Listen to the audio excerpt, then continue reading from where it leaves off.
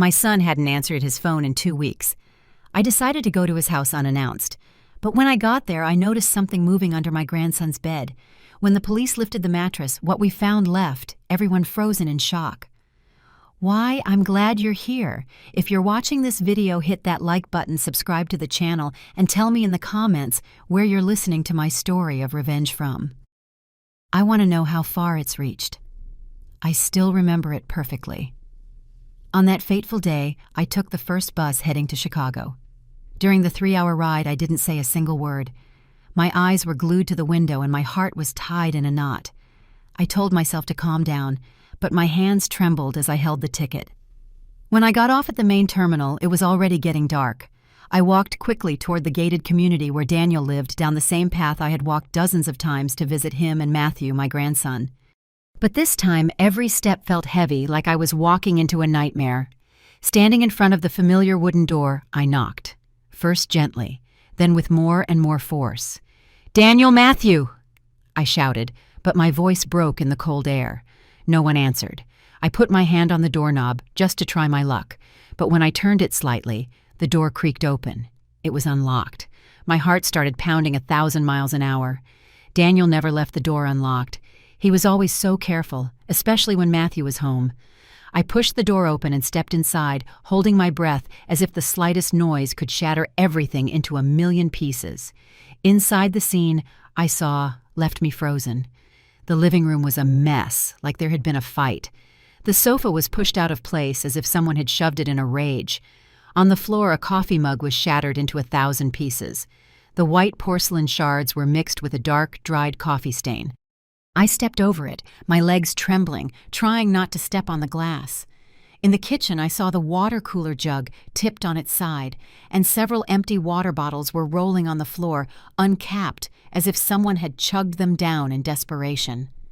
The smell of dampness and the silence of the house sent a chill down my spine. I went upstairs, feeling like I was dragging a stone with every step. My heart was beating so loud I could hear it pounding in my ears. I opened the door to Daniel's home office, empty. His bedroom was empty too, the bed still made, but with no sign of life. Finally, I reached Matthew's room. "Matthew, where are you, sweetie?" I called out, my voice hoarse. No one answered. I stood in the middle of the room looking at his toys, the Lego blocks, his old teddy bear, and I felt like my heart was going to break. Suddenly, a small noise came from under the bed, a scraping sound like a plastic bottle rolling on the hardwood floor. I froze and a chill ran down my entire back. My heart pounded even harder, so hard I thought it would burst out of my chest. There was something under the bed. I wanted to bend down and look, but my feet felt glued to the floor. I took a step back, grabbing the edge of a desk with a trembling hand to keep from falling. "Matthew," I called out again, but only silence answered me except for that tiny, clear sound like a warning. Panic took over. I ran out of the house with my hands shaking so badly I had to dial the police number 3 times to get it right. "My son is missing. I haven't heard from him in 2 weeks. I practically screamed into the phone, my voice cracking. "There's a strange noise under my grandson's bed." I stammered, not even sure what I was saying. I just knew I needed someone to come, and fast. In less than 10 minutes, the red and blue lights of a patrol car lit up the window. I led the 2 police officers to Matthew's room, and with a shaky finger, I pointed at the bed. "Under there," I whispered, not daring to look. A young, tall officer knelt down and said in a firm voice, "Is anyone under there?" A heavy silence so thick you could barely breathe filled the room. Then, without another word, the 2 officers lifted the bed in one single motion. And there I saw him. It was Matthew, my grandson, curled up underneath. He was so thin, his hair matted with sweat, and his clothes were filthy, giving off a sour smell. He was clutching an empty water bottle, his eyes wide open, expressionless, as if he were looking into a world I couldn't reach. I stood there paralyzed, feeling my heart stop. The 2 officers were also in shock, unable to say a word. I fell to my knees, wanting to hug him, but my hands were shaking so much I didn't dare touch him. "Matthew, my boy," I whispered, tears welling up. He didn't respond. He just stayed there, clinging to his bottle as if it were the last thing keeping him alive. I didn't know what had happened, but I knew this nightmare was just beginning. "My name is Helen. I'm 61 years old, and I live alone in a small town not far from a major Midwestern city. My story begins one morning in late October when I first realized Daniel was gone. It was 2 eternal weeks where I lived with an anxiety that had no answers.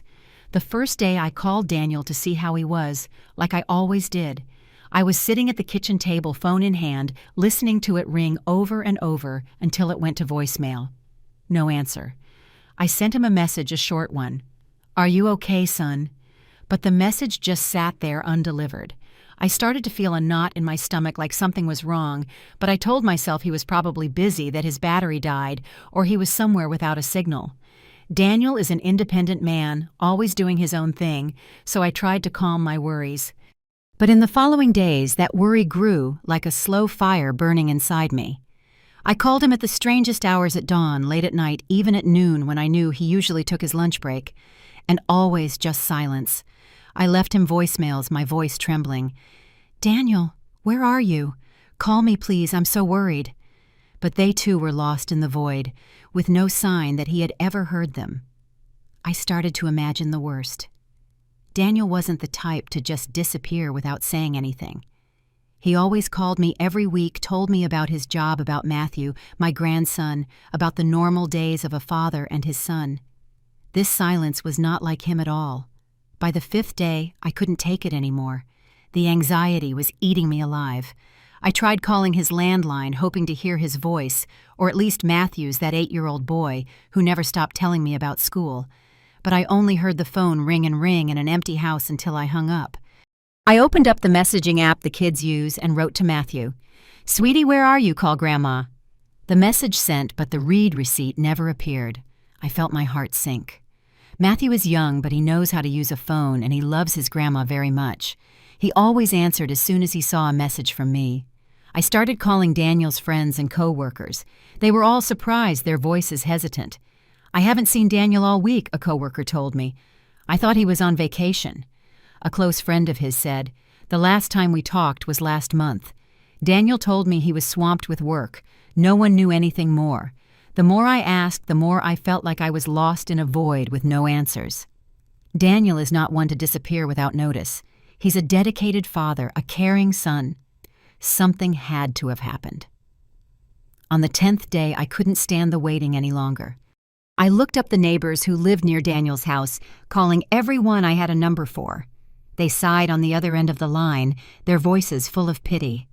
An elderly woman who lives across the street from Daniel's house told me that last week on the night of the storm, she saw a light in Daniel's house suddenly turn on and then off. "I thought the boy just turned on the light to go to bed," she said, but her voice trembled as if she also felt something was wrong. Her words stabbed my heart like a knife. The night of the storm, a light that turns on and off. Something was very wrong, I was sure of it. 2 weeks passed and all my efforts were in vain. Not a message, not a call, not a sign. I couldn't sleep. I spent my nights staring at the ceiling, imagining everything. Did Daniel have an accident? Was he kidnapped? Or did he just want to go somewhere? But no. Daniel would never leave Matthew. He was his whole world. And Matthew, my grandson, where was he? The more I thought, the more I couldn't breathe. I couldn't just stand by for another minute. I decided to go to Daniel's house, and what I found only made my anguish grow. Now I'm sitting in the dim light of a hospital room, my hands gripping the edge of the chair as if letting go would make the whole world collapse. Matthew is lying in the bed, his small body almost lost in the white sheets. A police officer carried him in his arms from that cold house, and I, like a soulless shadow, ran after them. My hands trembled when I touched him, wanting to hold him, but afraid to squeeze too tight, scared I might hurt him. Matthew didn't react, not a blink, not a sigh. His little hands clutched the empty water bottle as if it were the last thing anchoring him to this life. The patrol car sped through the dark city streets, the sound of the siren echoing in the night. I sat next to Matthew, fanning him with a piece of paper I found in the house, while gently patting his back. "Matthew, Grandma's here," I whispered with a broken voice. But the boy remained like a living statue, his eyes wide open, staring at nothing. I wondered what happened to my grandson and to Daniel. That trashed house, the empty water bottle, and the noise under the bed. It was all like a nightmare I couldn't wake up from. At the hospital, doctors and nurses rushed Matthew into the emergency room immediately. I stayed outside, my hands pressed against the glass door, watching them move quickly around him. The sound of machines mixed with the hurried voices of the doctors. No external injuries, severe malnutrition, severe dehydration. Signs of psychological trauma. Every word was like a stab to the heart. Psychological trauma. My 8-year-old grandson, that boy who always smiled like the morning sun, was now there, so thin, like a dry leaf that could blow away at any moment. A little later, the doctor let me in. Matthew was already on an IV, a thin tube connected to his skinny arm. His eyes were still open, but they weren't looking at me, but at a distant place, a place I couldn't reach. I took his cold little hand and called his name. "Matthew, it's me, Grandma. Wake up, please say something." But the boy didn't respond. He didn't even blink. I sat beside him on the bed, and the tears started to fall. I remembered the days when Matthew was little, when he would run around my yard laughing his head off, asking me to tell him stories about when I was young back home. Now that smile was gone, and in its place was a frightening silence, as if my grandson had locked his soul away. The police also arrived at the hospital with their notebooks and questions. A young, serious-looking officer sat next to me. "Ma'am, could you tell us when you last had contact with Mr. Daniel?" I shook my head, a lump in my throat. "It's been 2 weeks," I said with a trembling voice. "I called him, I sent him messages, I did everything but nothing." "Daniel would never do something like this. He always called me at least once a week." The officer jotted down notes, nodding, and then turned to ask the doctor about Matthew's condition. They spoke in low voices. "The victim shows no life-threatening injuries, but he's in a state of severe post-traumatic shock." Hearing those words, I felt as if a stone was crushing my chest. Post-traumatic shock. What did Matthew have to go through to end up like this? I wanted to demand answers, but the officer just took notes and told me, "We're opening a missing person case. Could you come with us to the precinct to give a full statement?" I shook my head, almost begging, "Let me stay with my grandson. I can't leave him alone right now." They nodded, agreeing, but their eyes were filled with concern, as if they also felt the dark shadow hanging over my family. That night I sat by the bed watching Matthew tremble as he slept in fits.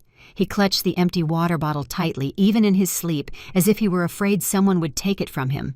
Sweat ran down his forehead, soaking the pillow. Occasionally he would jolt awake, his eyes wide with terror, but he wouldn't say anything. Just look at me with that empty gaze. I wiped his forehead with a small towel, my hand trembling. "Grandma is here with you," I whispered, even though I knew he couldn't hear me. The doctor came to check on him, a middle-aged woman with a kind look. She put her hand on my shoulder and said softly, "Ma'am, the boy needs time. He went through a huge shock. Be patient. You'll see he'll tell us what happened." I nodded, but inside I felt a terrible heaviness. Patience. How could I be patient when Daniel was still missing, when Matthew was here like a shadow of his former self? I spent the whole night sitting there, holding Matthew's hand, listening to his weak breathing. I remembered the last time I spoke to Daniel on the phone. His voice sounded tired, but he still tried to laugh. "Mom, I'm fine. It's just that work has been a bit heavy." I didn't realize how heavy it was. I didn't ask more questions. Now I blamed myself. If I had paid more attention, if I had called sooner, would things be different? 2 days passed and I didn't move from Matthew's bedside, as if taking my eyes off him for a second would make him disappear. Matthew was still there, small and fragile, his thin hands hugging a teddy bear a nurse had given him. I tried to feed him some broth spoonful by spoonful, bringing it to his mouth, hoping he would eat something. "Eat, Matthew, sweetie, so you can get strong and go home with Grandma," I whispered, my voice trembling. But the boy barely swallowed a couple of spoonfuls, then clamped his mouth shut, his gaze fixed on the ceiling. Every night was the same.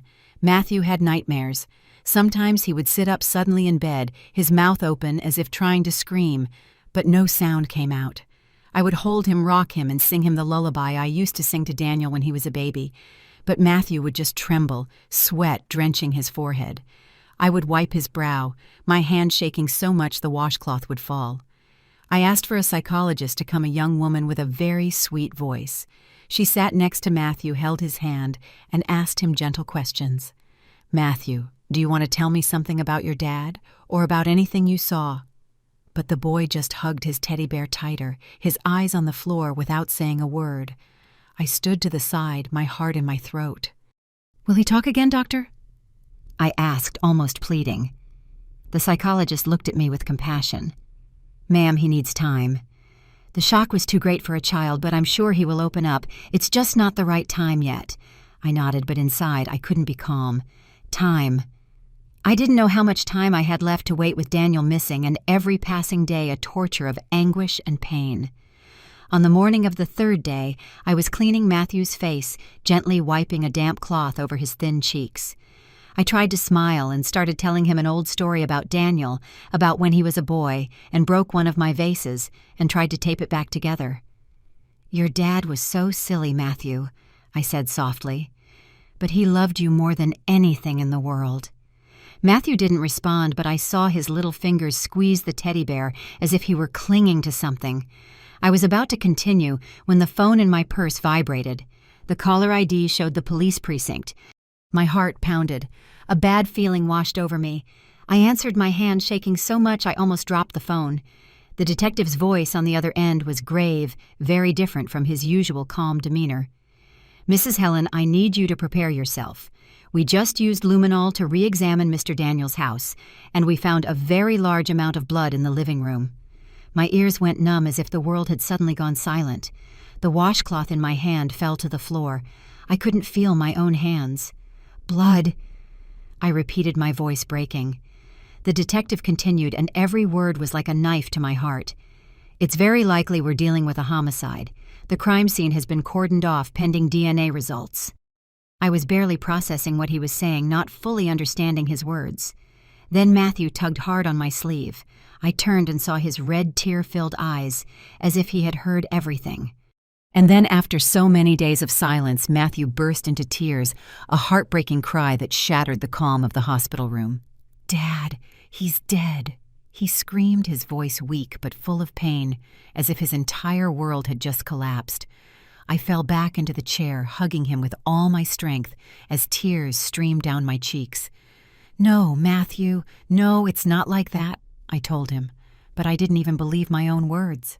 His few words had been like a hammer blow to my heart. Matthew's cries were heard over the phone, and the detective said quickly, "Ma'am, calm down. We're on our way to the hospital right now to take an initial statement. Please don't move from there." I didn't answer. I just hugged Matthew tighter, letting my tears soak his clothes. The nurses and doctors rushed in, surely alerted by the crying. A young nurse knelt down and put her hand on my shoulder. "Mrs. Helen, stay calm. Let us take care of the boy." But I shook my head, holding Matthew even tighter. "No, I have to be here with him," I said, my voice choked. I couldn't leave him. I couldn't leave him alone in this moment, not after he had just said those horrible words. The doctor checked Matthew and gave him a mild sedative to calm him down. He slowly stopped crying, but his eyes remained red, looking at me with a pain I couldn't soothe. I stroked his hair, whispering, "Grandma's here, Matthew. I'm not going anywhere." But inside, I felt like I was falling into an abyss. If Daniel was really... I couldn't dare to finish the thought. I remembered the last time I saw my son, when he came to visit me in my town, bringing me a sweet corn cake that I love so much. "Mom, take care of yourself, okay?" he said with his bright smile. Now that smile felt like a distant memory, erased by the detective's words and Matthew's cries. An hour had passed since the detective called about the blood in Daniel's house, and now they were at the hospital with a recorder and a notebook. A young, tall, and slim police officer sat by the bed and said in a soft but careful voice, "Matthew, can you tell us and your grandma what happened?" I felt Matthew tremble in my arms, his thin little shoulders tensing up. He lowered his head, clutching the teddy bear in his hands, as if holding on to something to keep from sinking. I stroked his hair and whispered, "It's okay, Matthew. Just tell us. Grandma is right here with you." I tried to make my voice sound calm, but inside I felt like I was on the edge of a cliff. I was scared of what he was going to say, but at the same time I needed to know the truth no matter how painful. After a few minutes of silence, Matthew nodded slightly, a movement so small it broke my heart. I held my breath, squeezing his shoulder, and listened to each of his weak, broken words, as if each one was a shattered piece of his soul. That night it was raining really hard. Matthew began, his voice trembling almost a whisper. I was playing with my Legos in my room, building a really tall tower that Dad said was the prettiest. And then the doorbell rang many times. Matthew paused, looking at his bear, squeezing it tighter. I got curious and went to see. Dad was at the door looking through the peephole, and his face was very tense. I'd never seen him like that. A chill ran down my spine. Daniel was always calm. He always knew how to hide his worries to protect Matthew. What had scared him so much, Matthew continued, his voice getting quieter. Dad turned around and saw me standing there. He ran to me, knelt down, and whispered, Matthew, get under the bed quickly. Don't come out until I call for you. You hear me? I was scared, but Dad pushed me toward my room in a hurry. I got under the bed, and Dad even pulled down the comforter to cover it so no one could see me. I pictured my little boy, only 8 years old, huddled under the bed in the dark, not knowing what was happening, and I felt my heart ache. Through a little gap in the comforter, Matthew continued, I saw my mom come in with a very tall man. That man's face was very cold. He didn't say anything. He was just standing there with his arms crossed behind my mom. I was frozen. Jessica Matthews' mom, Daniel's ex-wife.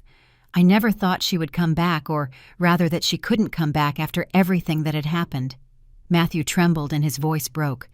My mom looked all around the room and asked, Where is Matthew? I got so scared. I thought she was going to find me, but my dad told her in a calm voice. He went to his grandma's when the winter break started. I knew Dad was lying, but I didn't dare to move. I felt hot tears roll down my cheeks. The police officer didn't stop writing, his expression serious, but I saw his hand pause for a moment when Matthew continued. Then my mom started yelling at him. She was asking Dad for money. She said something about a debt that Dad had to pay if he didn't want trouble. But Dad shook his head and wouldn't give her any money. He told her she had gone too far, that she had bothered him enough.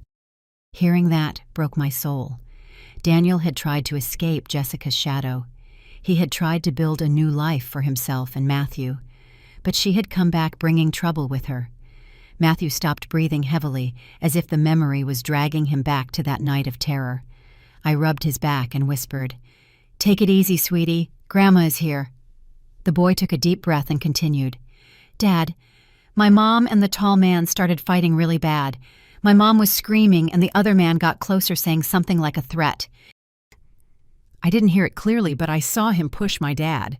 Dad stumbled back, and then he pushed him harder. Dad fell and hit his head on the corner of the table. There was a loud thud, and red water started coming out.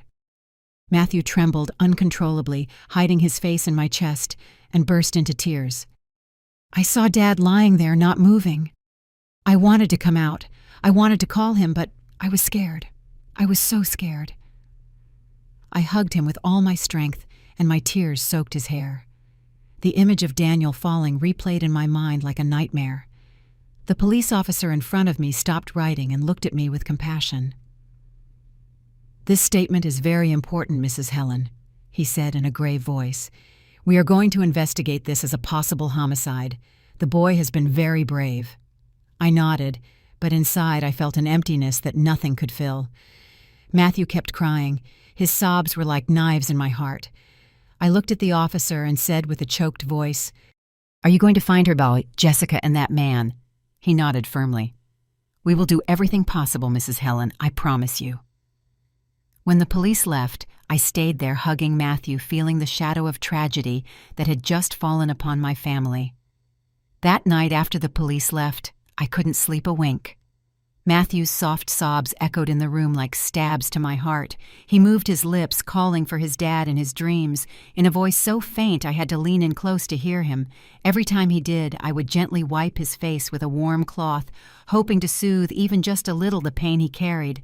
But as I touched his cold skin, old memories came rushing back, hurting as if someone were pouring salt on a wound that had never healed. I remembered Daniel when he was young in his 20s, his career just beginning, his eyes full of faith in the future. I remember the pride with which he introduced me to Jessica, with a smile that shone like the summer sun. Mom, this is Jessica. he said, his voice full of pride. "She's going to be my wife." Jessica back then was a good girl, a bit clumsy, but always trying to do things right. She would blush when I taught her how to cook, and I remember thinking, yes, this girl is good. She's going to make Daniel happy. The whole family loved her, not just for her warm smile, but for the way she looked at Daniel as if he were her entire world. Then Matthew was born, and it was as if a new light had been lit in our family. I still remember the day I took him out for a walk in the yard with Matthew nestled in my arms, his round little eyes looking at me with a grin from ear to ear. The neighbors would joke, "Mrs. Helen, you look 10 years younger." I would laugh, my heart full of joy. Daniel and Jessica were still happy then. They would visit me often, bringing Matthew and their stories of their new life.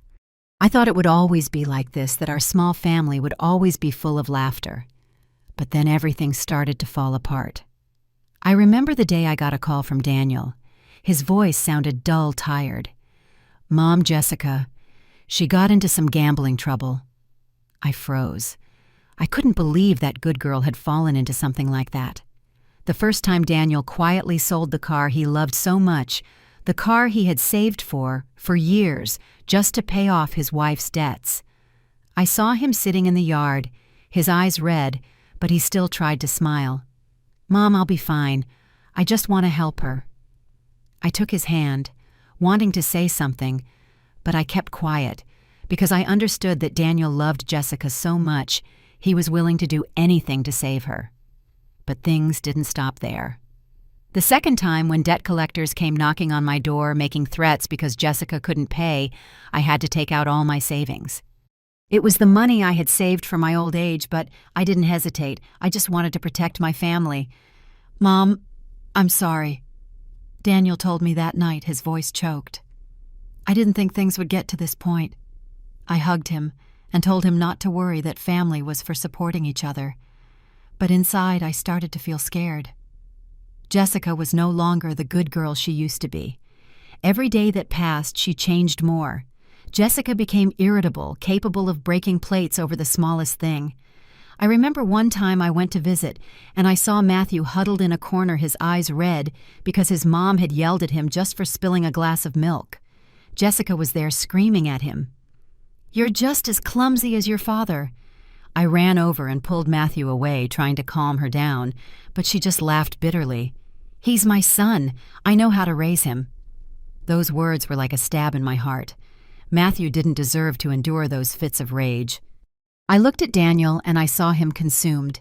His eyes that once shone now only reflected exhaustion and helplessness. Many nights Daniel would call me venting through tears. "Mom, I can't take it anymore," he would tell me, his voice trembling. "Jessica is not the woman I fell in love with. I'm afraid she'll hurt Matthew." Hearing him broke my soul, but I could only console him. "Son, if you need me, I'm here. I'll help you." Finally, Daniel decided to divorce and fight for custody of Matthew. The day the judge made the ruling, I saw him sigh in relief, as if a weight had been lifted from his shoulders. I felt the same way. I thought that finally father and son would have a quiet life, that Matthew would grow up with Daniel's love without any more shouting or heavy debts. But I was wrong. Barely half a year later, Jessica returned, bringing with her a much worse nightmare. The story Matthew told me about that stormy night, about how Daniel fell and lay motionless on the floor, kept replaying in my head. Jessica, the woman I once loved like a daughter who was the mother of my grandson, had become a stranger, a cruel person.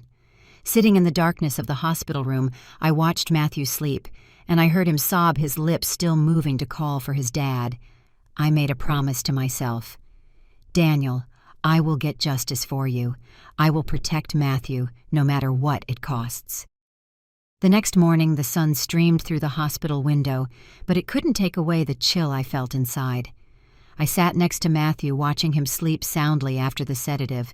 His small face looked calmer, but the mark of pain was still there, impossible to erase. The phone vibrated. It was a call from the precinct. The detective, in a grave but firm voice, told me, "Mrs. Helen, we have new information. Could you come to the station right now?" I nodded, though he couldn't see me, and I whispered to Matthew, Grandma will be back in a little while. Be good. The nurse will take care of you." I entrusted my grandson to the young nurse whom I had gotten to know over these past few days and hurried out of the hospital, my mind in a mess. On the way to the precinct, I was on the bus looking out the window, but seeing nothing but the image of Daniel falling in Matthew's story. I clutched my shawl in my hands, trying to hold back the tears. When I entered the briefing room at the precinct, the lead detective, a middle-aged man with a piercing gaze, was already waiting for me. He spread a large map on the table and pointed to several red dots marked around Daniel's house. "We have a new lead," he said, his voice confident. "A neighbor's security camera recorded a suspicious truck on the night of the storm." I held my breath, my heart pounding as he played the video on the screen. The image was blurry and shaky due to the poor quality, but I still clearly saw a dark truck parked in front of Daniel's house. Under the dim streetlight, I could make out the shape of something long covered with a tarp in the back. Minutes later, this truck drove away. The detective continued, pointing to another video. "We can't see the license plates clearly, they're blurry, but the model matches one used by a local loan shark gang." I clenched my fists, my nails digging into my palms. Matthew's story came back to me, Jessica, and the strange man wrapping Daniel in a blanket, dragging him out of the house. That long thing in the truck. I didn't dare to think further, but the pain was like a sharp knife in my heart. A young officer standing beside him added, "We've already checked the recordings from nearby traffic cameras. The truck appears at a couple of points, but then we lose its trail on the outskirts. We're already coordinating with patrols to search for it." I nodded, but I felt my head spinning. "Are you sure that truck has something to do with it?" I asked, my voice trembling. The detective looked at me, his eyes full of determination. "It's circumstantial evidence, but very important, Mrs. Helen. We're not going to let any lead go." I felt a glimmer of hope, but at the same time the fear of what they might find left me breathless. After the meeting, the detective suggested I go back with them to Daniel's house. I hesitated. I didn't want to face that place again, but I knew I couldn't run away. When we arrived, the yellow police tape was still blocking the door, a reminder of the nightmare that had occurred. The forensics team was working inside, carefully collecting samples, taking pictures of the scene. I stood on the porch, my gaze fixed on the dried coffee stain on the living room floor, where just a few days before I had entered and found everything destroyed. That coffee stain, along with the pieces of the cup, was like a scar that would never heal in my mind. Suddenly, an elderly neighbor, Mrs. Rose, approached, leaning on her cane, and whispered to me, as if she were afraid someone would hear her. "Helen, on the night of the rain, I heard a very loud fight at Daniel's house. Shouting the sound of furniture moving, I wanted to call the police, but I was scared of getting into trouble." The woman lowered her head, her eyes full of guilt. I took her hand and said with a choked voice, "Thank you for telling me. Can you tell the police now?" Mrs. Rose nodded, and I took her to the young officer. He wrote everything down carefully, thanked her, and promised to investigate further. I watched Mrs. Rose walk away, my heart heavy. I blamed myself, wondering if I had arrived sooner, if things would have been different. Before we left, the detective gave me a gentle pat on the shoulder and said in a low voice, "We're going to find that truck, Mrs. Helen. Have faith." I nodded, but inside, I didn't know if I had any strength left for hope. I left the house. The sun was shining brightly, but my heart was cloudy, as if it were about to rain. A few days after hearing Matthew's terrible story, I received a call from the precinct. The detective's voice sounded as grave as ever, but with a hint of urgency.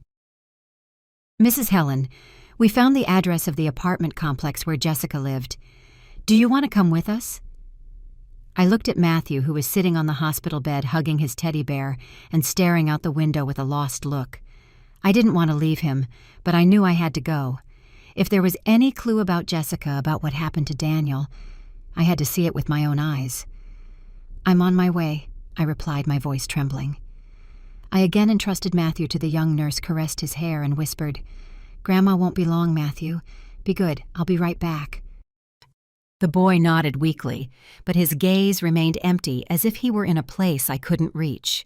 The alley leading to Jessica's apartment complex was in a forgotten corner of the city, where the peeling walls smelled of dampness and car fumes. I walked alongside 2 police officers, my steps heavy on the muddy path. My heart was pounding not from exhaustion, but from the fear of what I was about to find. When we arrived, the building's landlady, a middle-aged woman with a sour face, was sitting at the entrance smoking a cigarette. As soon as she saw the police, she sighed in annoyance, as if she were used to these kinds of problems. "That Jessica," she said with a dismissive voice. "She left about 2 weeks ago, handed in the key and took off." Her words were like a blow to the chest. 2 weeks ago exactly, when Daniel disappeared, when his house became a scene of chaos. I stood frozen, clutching my shawl to stay calm. The young police officer, the tall and slim one, asked, "When she left, was she carrying a lot of things?" The landlady nodded, putting out her cigarette in an ashtray. "Yeah, a huge suitcase. She looked like she was in a real hurry, like she was running from something. Even hired some guy to drive her away at night. Didn't say anything except to pay up." Just as we were about to leave, a strange man appeared at the end of the alley. He had a rough appearance with a worn leather jacket and a face full of scars. He approached and asked the landlady in a hoarse voice, "Is Jessica still here? I need to see her urgently." The detective stopped him immediately with a look as cold as ice. "Who are you? What's your business with Mrs. Jessica?" The man stuttered, clearly surprised, and tried to back away, but the young officer held him. After a moment of nervousness, he sighed, his voice annoyed. "I'm Ramon, her loan shark. Jessica owes me a lot of money. She swore she'd pay me back in 2 weeks, but now she's nowhere to be found." Yeah, and the police and I looked at each other. No one said anything, but I knew we were all thinking the same thing. The moment Jessica fled, the moment Daniel disappeared, and now the promise of a large sum of money, it all fit together in a terrifying way.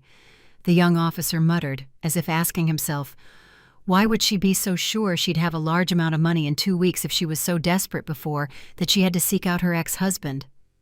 That question was like a knife in my heart. A bad feeling grew inside me, cold and cruel, making me tremble. There was something darker behind all this, and I feared the truth was even more painful than I had already imagined. That night I sat by Matthew's bed. The dim light from the hospital hallway illuminated his sleeping face. He was still hugging his teddy bear, as if it were the only thing anchoring him to this world. I took his hand, feeling the faint warmth of his thin fingers, and tried to calm myself. But then, like a flash of lightning in the dark, a vague memory surfaced in my mind, making my heart race. Many years ago, when Daniel and Jessica were still happy, Daniel proudly showed me a life insurance policy he had bought. "Mom, I want to protect my family," he told me with his radiant smile.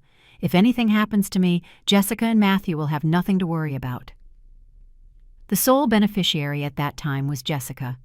And now thinking about it, I realized that Daniel never mentioned changing the beneficiary's name after they divorced. That memory was like a stab in my heart. Could Jessica, with her huge debt and desperation, have set her sights on Daniel? For the insurance money, I started to tremble. Not from the cold, but from a horrible premonition that was suffocating me. I looked at Matthew. I saw him sob in his sleep, his lips moving to call for his dad. I couldn't stay still for another second. The next morning I called the detective, my voice trembling. I remembered something. Daniel had a life insurance policy, and Jessica was the sole beneficiary. Can you investigate that? He was silent for a moment and then replied, "Thank you, Mrs. Helen. That could be a key lead. We'll go to Mr. Daniel's house right now." I entrusted Matthew to the nurse, asking her not to leave him alone, and went with the police to Daniel's house. As we entered, the yellow tape was still on the door, a reminder of the nightmare. The forensics team had already left, leaving the house cold and silent. The detective took me and a young officer to Daniel's study, where he used to organize his papers. They rummaged through the file cabinet, checking every folder, while I stood there clutching my shawl, a knot in my stomach. After more than an hour, the young officer exclaimed, "I found it!" He held a blue folder opened. It reviewed it and passed it to the detective. He glanced over it, then lightly tapped the folder against the desk and said with contained anger, "Here it is, the motive." I looked at the paper and saw Jessica's name printed clearly in the beneficiary section. My feeling was right. Daniel, out of love and responsibility, had unwittingly left the path clear for Jessica to take advantage. I sank into a chair, tears streaming down my cheeks. "Why didn't you change it, Daniel?" I whispered, my voice choked. "Why did you give her the chance?" The detective placed a hand on my shoulder and said gravely, "Mrs. Helen, if Daniel died in an accident, Jessica would receive all the insurance money. With that amount, she could pay off all her debts and live comfortably. This is likely the reason he disappeared." His words were like a hammer blow to my head. I clenched my fists, an immense rage growing in my chest. Jessica had become a monster, willing to take Daniel's life for money. I remembered her face when she was young, when she smiled happily next to Daniel, and I wondered, what had made her change so much? Ambition, desperation, or was she simply a person who had lost herself? That afternoon when I returned to the hospital, the phone rang again. It was the detective. His voice sounded more urgent. "Mrs. Helen, we've just received news from the investigation team. They found an abandoned frozen goods warehouse on the outskirts, a place the loan shark gang uses for their illegal activities. We've already sent a special team there." I felt my heart pound like a war drum. "What do you suspect?" I asked, my voice trembling. He hesitated. "We're not sure, but it's possible that we might find some clue about Mr. Daniel." I sat by Matthew's bed. My hands were shaking so much I couldn't hold a glass of water. That night, when Matthew was already asleep, the phone rang once more. I answered, my hand shaking so much I almost dropped it. The police officer's voice on the other end was halting, as if he were choosing his words very carefully. "Mrs. Helen, we found a body, a man hidden in the frozen goods warehouse. We suspect it's Mr. Daniel." I collapsed, a lump in my throat, unable to say a word. My world fell apart. Daniel, the person I loved most, was now just a body in a cold warehouse. I wanted to scream that it wasn't true, but only tears came out. "Are you sure?" I whispered, my voice broken. "We need you to come and identify him," he replied, his voice full of pity. "But please prepare yourself." The next morning I went with the police to the morgue, feeling a terrible fear clutching my heart. On the way, sitting in the back of the patrol car, I clutched my shawl and looked out the window, seeing nothing but Daniel's face. I remembered his smile, the way he would tease me when I burned the sweet corn cake. "Mom, if you open a bakery, I'll be your first customer," he would say, his voice cheerful. Now that smile was just a memory, and I was about to face a truth I didn't want to believe. When the car stopped in front of the morgue, I got out feeling like I was walking in a dream. The young police officer, the one who had been with me these past few days, put a hand on my shoulder and said softly, "Mrs. Helen, are you ready?" I nodded, though inside I knew I would never be ready. The door to the cold room opened, and a frigid air smelling of chemicals hit my face, making me shiver. The white sheet covering the gurney was slowly pulled back, and then I saw Daniel's face. Although it was pale, although it was changed by time and death, I recognized my son instantly. His thick eyebrows, his straight nose, and the lips I kissed so many times when he was a baby. He was still my Daniel. I burst into tears, falling to my knees on the floor, only able to say 2 words. "My son." I wanted to touch him, to hug him one last time, but my hands were shaking so much I couldn't lift them. The young police officer helped me up, his voice full of sorrow. "We are so sorry, Mrs. Helen. Please sit here." But I didn't want to sit. I didn't want to do anything but scream at the world why my son had to be gone like this. When I calmed down a little, the medical examiner, a middle-aged man with a grave voice, approached. He held a folder and explained. "The victim died from severe traumatic brain injury caused by a strong blow against a hard object. The time of death is estimated to be the night of the storm 2 weeks ago." His words confirmed what Matthew had told about that terrible night when Daniel fell and lay motionless on the floor. I nodded, but every word he said was like a knife sinking deeper into my heart. "Thank you," I whispered, not quite sure why I was saying thank you. Maybe for the truth, as cruel as it was. The police didn't stop. They expanded the investigation, examining the truck that the security camera had recorded. The detective called me at noon, his voice full of determination. "Mrs. Helen, we found a blanket stained with red and a woman's jacket in the truck bed. The DNA results confirm the stain is Mr. Daniel's blood, and the jacket belongs to Jessica." I collapsed into a chair in the hospital hallway, my hands on my chest. All the loose pieces now fit together, forming a picture of the crime so clear it was chilling. Jessica had really done it. She had taken Daniel's life. Using the statement from the loan shark we found at the apartment complex, the police quickly arrested the unknown man who accompanied Jessica that night. They invited me to the precinct to watch the interrogation from outside through a one-way mirror. The man with a rough appearance initially denied everything, grunting. "I don't know anything. I just went with her." But when the police showed him the evidence, Jessica's jacket and the blanket found in the truck, his face turned pale, and he started to sweat. The detective told him in a harsh voice, "Do you think we don't know? You helped her hide the body talk, if you don't want your sentence to be worse." Finally, to get a deal, he confessed where Jessica was hiding, an abandoned house on the outskirts of the city where she was hidden away. I stood outside the interrogation room, clutching my shawl, feeling the world spin. Jessica, the woman who once had dinner with my family, who laughed with Matthew, was now a fugitive carrying a crime on her shoulders. I remembered the last time I saw her before she and Daniel divorced. She looked at me with cold eyes. "Stay out of it, Helen. This is between Daniel and me." I tried to stop her. I tried to tell her that Matthew needed his mother, but she just laughed bitterly. Now that laughter came back to my mind like a warning I had ignored. A few days after identifying Daniel's body, I received the news that the police had arrested Jessica. They caught her in a small copy shop trying to forge documents to flee the city. The detective called me. His voice was soft but firm. "Mrs. Helen, we have her. Do you want to come to the precinct?" I hesitated, looking at Matthew, who was drawing on the hospital bed, still hugging his teddy bear. "No," I replied, my voice choked. "I don't want to see her. Just make sure she doesn't escape." But in the end, as the police led Jessica down the hallway of the precinct, I watched from a distance, seeing her handcuffed, her face gaunt, and her hair disheveled. I felt a mix of anger, and deep down, a strange pity. Jessica, who was once my daughter-in-law, who was Matthew's mother, had destroyed her own life and the lives of the people she loved most. The trial took place in the city courthouse, attracting the attention of the press and the public. I sat in the front row, holding Matthew's hand tightly, feeling his little hand tremble in mine. He didn't want to come, but I gently convinced him.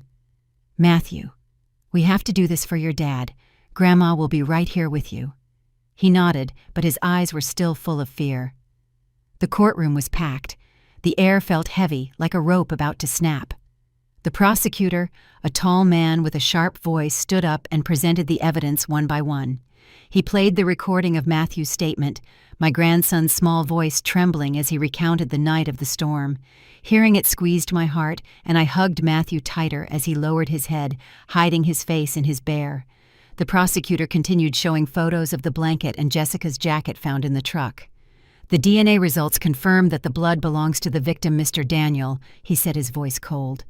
He then projected the images from the security camera, the blurry truck under the streetlight, carrying something long covered with a tarp.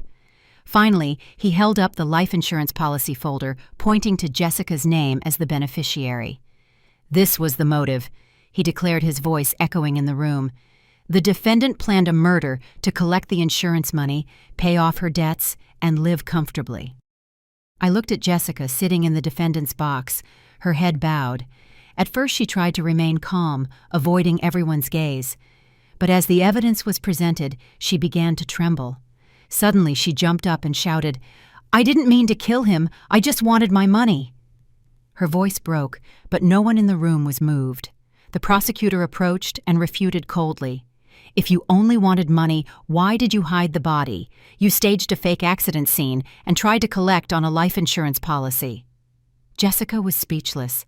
Her lips moved, but no sound came out. She turned to her accomplice, the rough man who was with her that night, and screamed, "It was him! He pushed Daniel!" The man immediately stood up, his face red with fury, and pointed at her. "You were the one who planned everything. I just did what you told me. You told me to push him to help you hide the body." The atmosphere in the courtroom grew tense. The murmurs of the crowd sounded like a wave. I hugged Matthew, feeling him tremble. "Grandma, he whispered, his voice small. "It was all my fault, wasn't it?"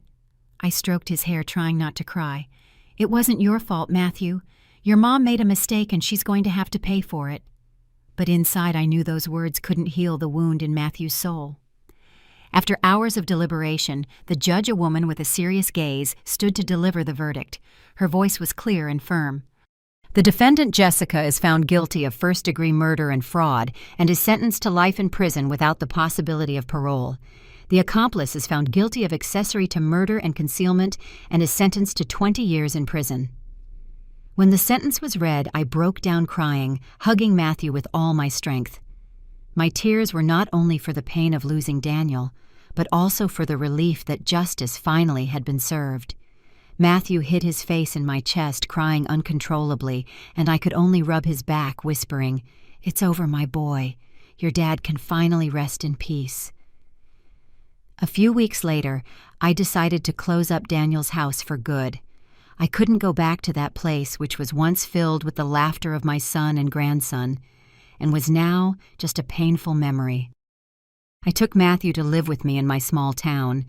I enrolled him in therapy, hoping that the wounds in his heart would slowly heal. Every night I sit by his side and I tell him stories about Daniel from when he was a boy, about how he always wanted me to be proud of him. "Your dad loved you so much, Matthew," I say, stroking his hair, "and Grandma does too." That night I sat by the window with Matthew asleep in my arms. The moonlight streamed in soft like a comfort. I looked up at the sky and whispered, "My son, I promise you I will raise and protect Matthew for you." Justice has been served. Tears rolled down my cheeks, but I felt a small bit of peace, as if Daniel were somewhere smiling down at me.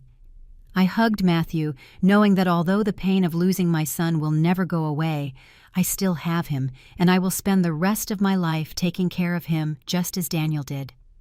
After everything we've been through, from the bottom of my heart, I want to say to you who have followed my story to this moment, that the love and care for family should never be taken for granted. A single oversight can lead to a tragedy with no turning back. Ambition and betrayal can turn your loved ones into strangers, but justice will always speak if you are persistent until the end. I learned that true strength comes when you rise up to protect those you love, even in the midst of the deepest pain. And above all, loss taught me to value every second together, because the love of family is the most valuable legacy we leave to the next generations. The story you have just heard has had names and places changed to protect the identities of those involved. We don't tell it to judge, but in the hope that someone will listen and stop to think about how many mothers are suffering in silence within their own homes. I truly wonder, if you were in my place, what would you do? Would you choose silence to keep the peace? Or would you dare to face it all, to reclaim your own voice? I would like to know your opinion, because every story can become a light that illuminates the path for others. God bless you all, and I am sure that courage will lead us to better days. For now, on the end screen, I will leave you with two of the channel's favorite stories. I assure you they will surprise you. Thank you for being with me until this moment.